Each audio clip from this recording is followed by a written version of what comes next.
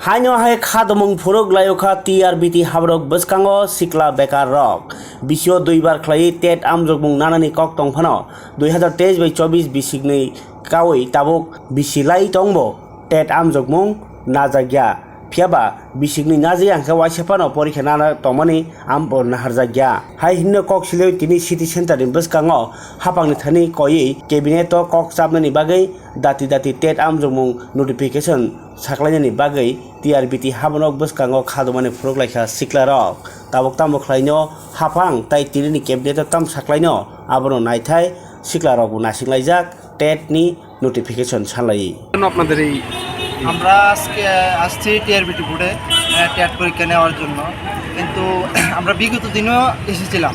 আজকে সব প্রায় 4-5 বার আসছি, কিন্তু দেখা গেছে যে 2022-এর পরে 2023-24-এ টেট নেওয়া হয়নি। যে জায়গার মধ্যে এনসিআরটি রুলস অনুযায়ী বছরে 2 বার টেট নেওয়ার কথা, কিন্তু যদি 2 বার নাও হয় 1 বার নেওয়ার কথা। কিন্তু দেখা যাচ্ছে যে বর্তমানে ত্রিপুরাতে আজকে 2 বছর ধরে কোনো টেট নিচ্ছে না।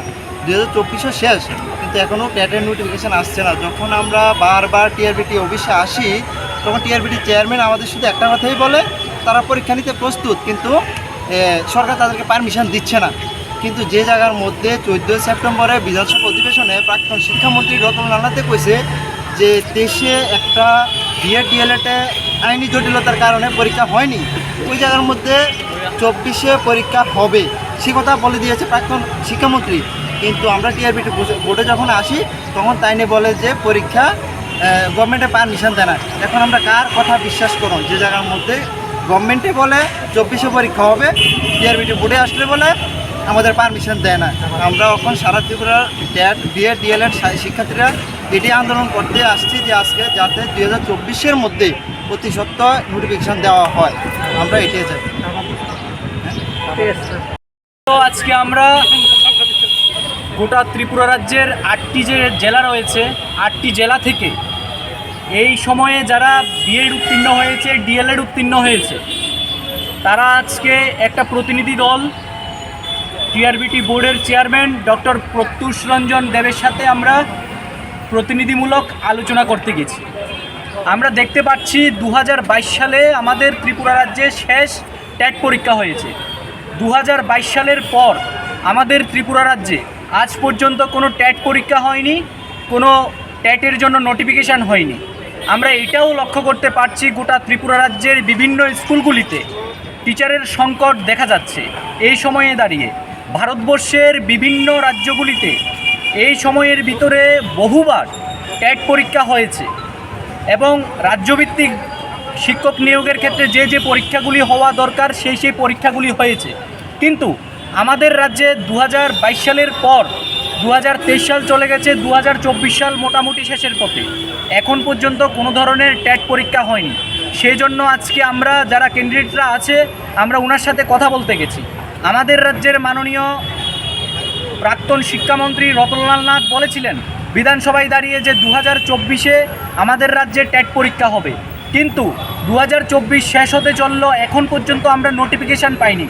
আমাদের যারা ক্যান্ডিডেটরা আছে, যারা এই সময়ের ভিতরে বিএড কমপ্লিট করে ডিএলএড কমপ্লিট করে বসে আছে, ওদের ভিতরে একটা হতাশা কাজ করছে। ওরা বুঝতে পারছে না কবে পরীক্ষা হবে, কবে নোটিফিকেশান দেওয়া হবে, সেই ক্ষেত্রে ওনারা ঠিকঠাকভাবে প্রস্তুতি নিতে পারছে না। সেই বিষয়ে স্বাভাবিকভাবে সবাই মনের ভিতরে একটা হতাশা কাজ করছে। আমরা এই প্রশ্নটা যখন টিআরবিটির চেয়ারম্যানের কাছে করলাম, উনি আমাদেরকে বলছেন যে আমাদের রাজ্যে যে 8টি ডিস্ট্রিক্ট আছে, 8টি ডিস্ট্রিক্টের মধ্যে ডিস্ট্রিক্ট প্রশাসন প্রস্তুত না, সেজন্য আমাদের রাজ্যের সরকার কোনো গ্রিন সিগন্যাল ওনাদেরকে দিচ্ছেন না। বোর্ড বারবার বলছেন যে বোর্ড পরীক্ষা নিতে প্রস্তুত, কিন্তু সরকারের পক্ষ থেকে কোনো ধরনের গ্রিন সিগন্যাল না পাওয়ায় তারা পরীক্ষা নিতে পারছে না। আমরা সেই বিষয় নিয়েও ওনাকে প্রশ্ন করছি যে আমরা কি 2024 সালের ভিতরে টেটের নোটিফিকেশান পেতে পারি কি না। উনি আমাদেরকে স্পষ্টভাবে বলেছেন সরকার পক্ষ থেকে যদি গ্রিন সিগন্যাল না দেয় তাহলে কোনোভাবেই সম্ভব না।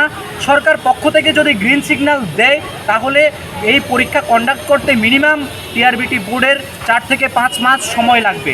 তো আমরা এই বিষয়টা নিয়ে অন্তত স্পষ্ট যে ত্রিপুরাতে 2024 সালে কোনো ধরনের টেট পরীক্ষা হচ্ছে না, এইখান থেকে আমাদের প্রশ্ন হচ্ছে। এবং আমাদের কাছে যে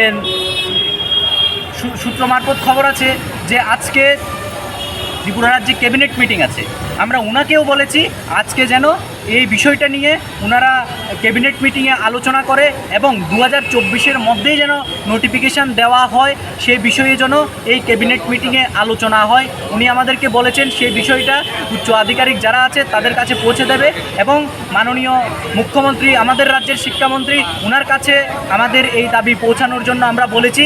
উনি আশ্বস্ত করেছেন বলবেন।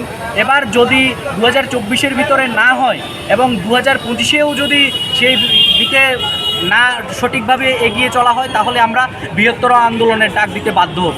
ধন্যবাদ।